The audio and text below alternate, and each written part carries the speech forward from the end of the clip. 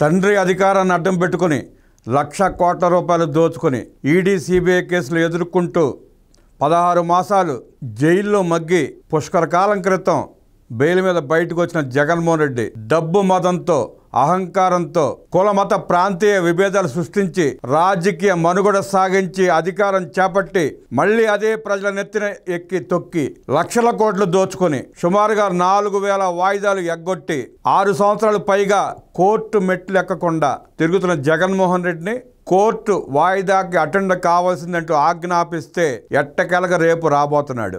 ఆ వాయిదాకి రావడానికి కూడా కోర్టుకి టైం షెడ్యూల్ ఇచ్చిన జగన్మోహన్ రెడ్డి వింత వైఖరి చూస్తా ఉంటే వ్యవస్థలో ఆశ్చర్యపోవాల్సిన పరిస్థితి ఏర్పడింది. వాయిదాకు వచ్చే ముద్దాయి కోర్టు చెప్పిన సమయానికి అటెండ్ అయ్యి కోర్టు పిలిచే వరకు కోర్టు ప్రాంగణంలో నిలబడి కోర్టు వాయిదా వేసినాక వెళ్ళిపోవాల్సిన వ్యక్తి కోర్టుకి టైం షెడ్యూల్ ఇచ్చాడంటే జగన్మోహన్ రెడ్డిలోని నియంత పోకడలు స్పష్టంగా తెలుస్తున్నాయి. వ్యవస్థలను జగన్మోహన్ రెడ్డి శాసిస్తున్నాడా అన్న అభిప్రాయం ప్రజలకు కలుగుతూ ఉంది. వ్యవస్థలు చూస్తూ మిన్నుకుండిపోతే సమాజానికి ప్రజలకి ఏమి చెబుదామనుకుంటున్నారో వ్యవస్థలే వాళ్ళ సమాధానం చెప్పాల్సిన పరిస్థితి ఏర్పడింది. జగన్మోహన్ రెడ్డి లాంటి ఆర్థిక ఉగ్రవాది రెచ్చిపోయి బెయిల్ మీద ఉండి కూడా ఇష్టానురీతిగా ఇష్టారాజ్యంగా వ్యవహరిస్తూ ఉంటే బెయిల్ ఎందుకు క్యాన్సిల్ చేయరు అని ప్రజలు వ్యవస్థలను కోరుతున్నారు.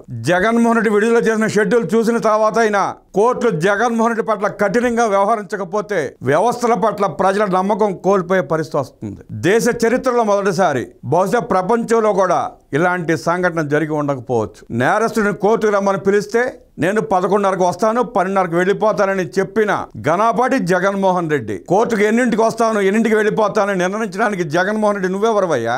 నువ్వెలా నిర్ణయిస్తావు? రావడం, వెళ్ళడం, దోచుకోవడం, ప్రజలను నమ్మించి మోసం చేసి వంచడం అంతా నీ ఇష్టమేనా? వ్యవస్థలు ఆలోచించాలి. ప్రజలు జగన్మోహన్ రెడ్డి నియంత్రిత పోగడల్ని గమనించాలి. వ్యవస్థలు కూడా కఠినమైన చర్యలు తీసుకోవాలని చెప్పి ప్రజలు స్పష్టంగా కోరుకుంటున్నారు. ఒక నేరస్తుడు కోర్టుకు టైం ఇవ్వడం ఏంటి అనేది ఇవాళ ప్రజలు లేవనెత్తిన ప్రశ్న, జరుగుతున్న చర్చ. జగన్మోహన్ రెడ్డి లాంటి ఆర్థిక నేరగాడు కోర్టులకు సమయం ఇచ్చే పరిస్థితి వస్తే దేశ భవిష్యత్తు ఏంటి అనేది వ్యవస్థలో రాజకీయ పార్టీలు, అధికార పార్టీలు, ప్రభుత్వాలు ఆలోచించాలి. గంట టైం ఇస్తూ షెడ్యూల్ విడుదల చేశాడంటే అక్కడ జరుగుతున్న లోపాలు స్పష్టంగా కనబడుతున్నాయి. జగన్మోహన్ రెడ్డి షెడ్యూల్ విడుదల చేసినట్టు ఆ గంట మాత్రమే కోర్టుకి సమయం కేటాయిస్తానని చెప్పి నిస్సిగ్గుగా జగన్మోహన్ రెడ్డి చెప్పడాన్ని రేపు జరగబోయే వాయిదాలో కోర్టులు ఎలా స్పందిస్తాయో చూడాల్సిన అవసరం ఉంది. ఇదే వరవడి కొనసాగితే జగన్మోహన్ రెడ్డి లాంటి ఆర్థిక ఉగ్రవాదులు పుట్టగొడుగులా పుట్టుకొచ్చే పరిస్థితి ఉంటుంది. ప్రజల సొమ్ము లూటీ చేసి వ్యవస్థను మేనేజ్ చేసుకోగలుగుతామనే అభిప్రాయం ప్రజల్లో కలిగితే ప్రతి వాడు మోసం చేసే ప్రయత్నమే చేస్తాడు, మోసం చేసి సంపాదించే ప్రయత్నమే చేస్తాడు.